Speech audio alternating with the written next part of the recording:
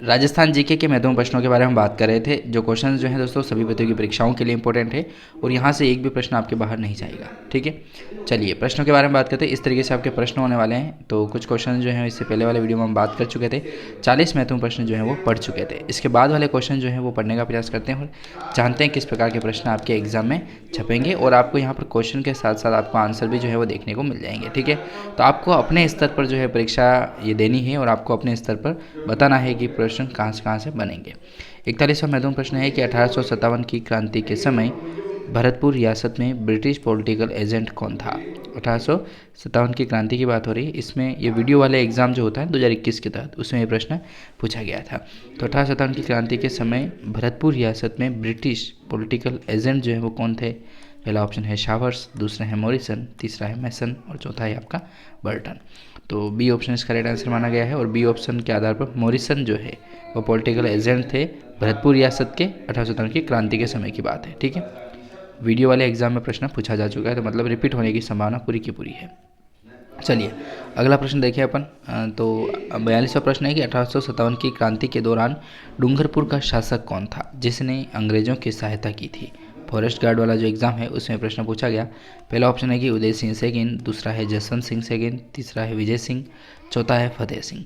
तो 1857 की जो क्रांति हुई थी उसके दौरान डूंगरपुर के जो शासक थे और जिन्होंने अंग्रेजों की सहायता करी थी तो वो थे अपने उदय सिंह जी फर्स्ट। उदय सिंह जी फर्स्ट का नाम आता है जो डूंगरपुर के शासक थे। ठीक है, चलिए अगला प्रश्न देखें। तो 43वां प्रश्न है, देखिए प्रश्न क्या है 43 नंबर का कि निम्न में से कौन सा कोटा में 1857 के विद्रोह का नेता था। कॉलेज लेक्चर वाला एग्जाम में प्रश्न पूछा गया है। तो आंसर जो है डी आंसर माना गया है, अर्थात जय दयाल जो है दोस्तों उन्हीं को 1857 क्रांति के विद्रोह के प्रमुख नेता के रूप में जाना जाता है कोटा के। ठीक है, तो जय दयाल जी। ठीक है, याद रखिएगा डी ऑप्शन। 44वां प्रश्न है कि निम्न में से किस रियासत ने 1857 की क्रांति के दौरान अंग्रेजों की सहायता नहीं की थी। ऐसे कौन सी रियासत है जिन्होंने 1857 की क्रांति के दौरान अंग्रेजों की सहायता नहीं की थी, मतलब अंग्रेजों के विरुद्ध चले थे और अपना जो दावा है उन्होंने लगाया था। तो फॉरेस्ट गार्ड वाला एग्जाम में प्रश्न पूछा गया है। तो ए ऑप्शन जो कोटा रियासत है उसका नाम आता है। ठीक है, तो यहाँ पर हमने पढ़ा था कोटा में 1857 के विद्रोह का नेता जो है जय दयाल जी थे। तो जय दयाल जी का काफ़ी योगदान रहा था कोटा के अंदर। ठीक है, तो कोटा के अंदर इन्होंने जो है अंग्रेजों की सहायता नहीं की थी। अगला प्रश्न देख लेते हैं इसी कड़ी में। तो 45वां प्रश्न आता है, देखिए 45वां प्रश्न है कि करौली राज्य ने, हाँ देखो पीडीएफ आप डाउनलोड करना चाहते हैं लिंक आपको इसका डिस्क्रिप्शन में दिया गया है, वहाँ से जाकर आप ज़रूर डाउनलोड कीजिएगा। पहले हमारा ऐप डाउनलोड होगा उसके बाद जाकर के आप इस पीडीएफ को डाउनलोड कीजिएगा। तो 45वां प्रश्न है कि करौली राज्य ने 1857 के विद्रोह के दौरान किस राज्य की सहायता हेतु अपनी सेना भेजी थी। फॉरेस्ट गार्ड वाले एग्जाम में प्रश्न पूछा गया है। तो पहला ऑप्शन है जयपुर, दूसरा है कोटा, तीसरा मेवाड़ और चौथा आपका जोधपुर हो जाएगा। ठीक है, तो जल्दी से बताइए कौन सा आंसर राइट होगा। करौली राज्य ने 1857 के विद्रोह के दौरान किस राज्य की जो सहायता है वह अपने सहायता हेतु जो है अपनी सेना भेजते हैं। तो कोटा रियासत हो जाएगा। ठीक है, करौली राज्य ने।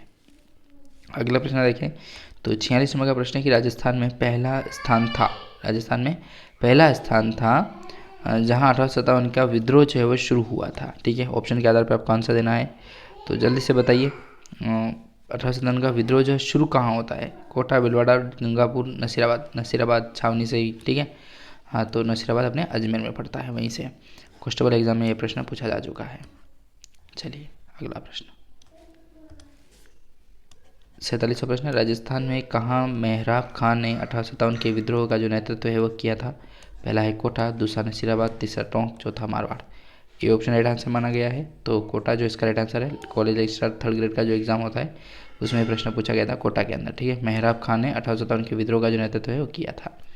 48वां प्रश्न है कि चलो दिल्ली मारो फिरंगी, चलो दिल्ली और मारो फिरंगी का नारा जो है राजस्थान के कहाँ के क्रांतिकारियों ने दिया था। तो पटवार वाले एग्जाम में प्रश्न पूछा गया है। पहला ऑप्शन नीमच छावनी, दूसरा नसीराबाद छावनी, तीसरा खेरवाड़ा, चौथा है एरिनपुरा।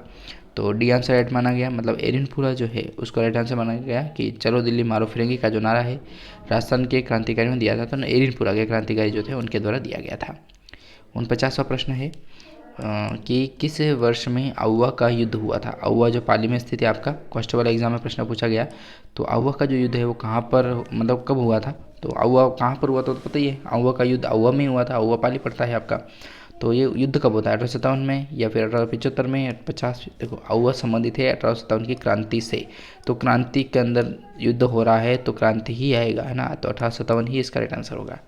अगला प्रश्न है 50 नंबर का कि 1857 की क्रांति के समय उदयपुर के महाराणा कौन थे। 1857 की क्रांति जब चल रही थी तब क्रांति के समय जो है वह उदयपुर के महाराणा जो साहब थे वो कौन थे। रीट L2 वाले एग्जाम में प्रश्न पूछा गया है। तो रतन सिंह, जसवंत सिंह, उदय सिंह या फिर स्वरूप सिंह जी। ठीक है, तो स्वरूप सिंह जो है इसका राइट आंसर होने वाला है। स्वरूप सिंह जी हैं, ये अपने उदयपुर के महाराणा थे जब 1857 की क्रांति चल रही थी। ठीक है, चलिए अगला प्रश्न देखें। तो 51 नंबर का आता है कि मेवाड़ की पुकार क्या थी या फिर क्या था। मेवाड़ की पुकार क्या था। लाइब्रेरियन ग्रेड 3 वाले एग्जाम में प्रश्न पूछा गया 2022 के तहत।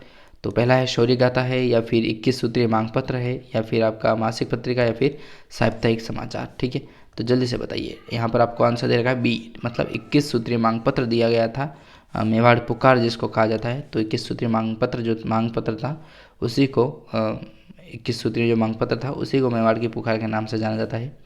52 नंबर का प्रश्न है कि मोतीलाल तेजावत किस गांव के निवासी थे। मोतीलाल जो तेजावत है वह किस गांव के निवासी थे। मोतीलाल तेजावत जो है वह कोलियारी गांव के निवासी थे। ठीक है, कोलियारी मेरा दोस्त रहता है और उसने वो मेरी शादी वगैरह में भी आए थे। तो कोलियारी जो है वो मोतीलाल तेजावत जो है दोस्तों वो गाँव के निवासी है कोलियारी के। ठीक है, तो काफ़ी प्रसिद्ध गाँव है ये। चलिए अगला प्रश्न देखें अपन। तो प्रश्न आता है अपना 53 नंबर का। प्रश्न है 53 नंबर का कि सुरजी भगत राजस्थान के किस जनजाति के धार्मिक सामाजिक सुधारक नेता माने जाते हैं। तो जैन वाले एग्जाम में प्रश्न पूछा गया। पहला है गुर्जर, मीणा, गरासिया और भील। ठीक है, तो डी आंसर राइट आंसर माना गया है, मतलब भील जो जनजाति है उन्हीं के लिए सुरजी भगत जो है राजस्थान में जनजाति के धार्मिक सामाजिक सुधार के रूप में जाने जाते हैं भील। 54 नंबर का प्रश्न आता है कि मेवाड़ में 1881 का भील विद्रोह कहाँ से शुरू हुआ था। फॉरेस्टर एग्जाम में प्रश्न पूछा गया। तो रिखबदेव, खेरवाड़ा, बारापाल या फिर कोटड़ा। ठीक है, तो राइट आंसर 1857 का क्रांति का भील विद्रोह की बात करें तो बारापाल को माना गया था। ठीक है, बारापाल बहुत प्रसिद्ध स्थान है तो बारापाल को माना गया था। ठीक है, फिर अगला प्रश्न आता है 55 नंबर का प्रश्न है कि मोतीलाल तेजावत सर्वाधिक योग्य नेता माने जाते हैं भील आंदोलन के या फिर मजदूर आंदोलन के या फिर छात्र आंदोलन के या फिर किसान आंदोलन के। तो मोतीलाल तेजावत तो हैं लेकिन ये भील आंदोलन के प्रमुख रूप से जो है वो सर्वाधिक योग्य नेता माने जाते हैं। कंप्यूटर वाले एग्जाम में प्रश्न पूछा गया था। अगला प्रश्न देखें तो 56 नंबर का प्रश्न बनता है कि जयपुर राज्य मीणा सुधार समिति का जो गठन है वह किस स्थान पर हुआ था। जयपुर राज्य जो मीणा सुधार समिति है उसका गठन जो है वो किस स्थान पर हुआ था। पहला आता है खेतड़ी, दूसरा है नीमका थाना, तीसरा है दौसा और चौथा है आपका करौली। तो सेकंड ग्रेड वाले एग्जाम में प्रश्न पूछा गया। तो जयपुर राज्य जो मीणा सुधार समिति है उसका गठन जो है दोस्तों वह होता है आपके नीमका थाना सिक्कर के अंदर होता है। ठीक है, जैसा कि यहाँ पर आंसर भी आपको नीमका थाना ही मिलेगा। ठीक है, तो नीमका थाना जो स्थित है सिक्कर के अंदर। ठीक है, सिक्कर इसका जो राइट आंसर, यदि नीमका थाना नहीं आया तो सिक्कर भी कर सकते हैं। जयपुर राज्य मीणा सुधार समिति जो गठन है उसका गठन जो होता है वो सिक्कर के अंदर होता है। सेकंड ग्रेड वाले एग्जाम में प्रश्न पूछा जा चुका है। अगला प्रश्न आता है 57 नंबर का कि मानगढ़ नरसंहार कब हुआ था। मानगढ़ जो नरसंहार होता है वह कब होता है। पहला ऑप्शन है 13 अक्टूबर 1913 को, दूसरा ऑप्शन है 21 जनवरी 1914 को, तीसरा है 23 मार्च 1914 को, चौथा है 17 नवंबर 1913 को। तो डी आंसर जो इसका राइट आंसर माना गया, मतलब 17 नवंबर जो 1913 है तब मानगढ़ नरसंहार जो है होता है 1913 के तहत। ठीक है, 17 नवंबर 1913 के तहत। 58 नंबर का प्रश्न है कि मीणा क्षेत्रीय सभा की स्थापना कब की गई थी। टीएसपी वाले एग्जाम में प्रश्न पूछा गया 2016 के तहत। तो मीणा क्षेत्रीय जो सभा है उसकी स्थापना 1923 में या 1943 या 1963 या फिर 1933। तो डी ऑप्शन राइट आंसर माना गया है, मतलब 1933 के तहत जो है मीणा क्षेत्रीय सभा का स्थापना होती है 1933। मीणा क्षेत्रीय सभा 1933, मीणा क्षेत्रीय सभा 1933 में स्थापना। अगला प्रश्न देखें 59 नंबर का। तो हाँ, प्रश्नों के बारे में बात ऐसे ही करते हुए आगे बढ़ेंगे, है ना। 59 नंबर का प्रश्न है कि मानगढ़ धाम जो राजस्थान का जलियांवाला बाग के नाम से प्रसिद्ध है वह कहाँ स्थित है। मानगढ़ धाम जो राजस्थान का जलियांवाला बाग हत्याकांड जिसे कहा जाता है, राजस्थान का जलियांवाला बाग, तो वह कहाँ स्थित है। मानगढ़ धाम सबको ही पता है दोस्तों, है ना, अलवर, बांसवाड़ा, बीकानेर या फिर राजसमंद। ठीक है, तो राइट आंसर क्या होगा, बांसवाड़ा ही होगा। तो इंडस्ट्री इंस्पेक्टर जो एग्ज़ाम होता है उसमें प्रश्न पूछा गया था कि मानगढ़ धाम जो है वह जलियांवाला बाग जो हत्याकांड के नाम से जाना जाता है। तो हाँ, मेन जलियांवाला बाग हत्याकांड कहाँ हुआ था बता सकते हो आप। बताइए।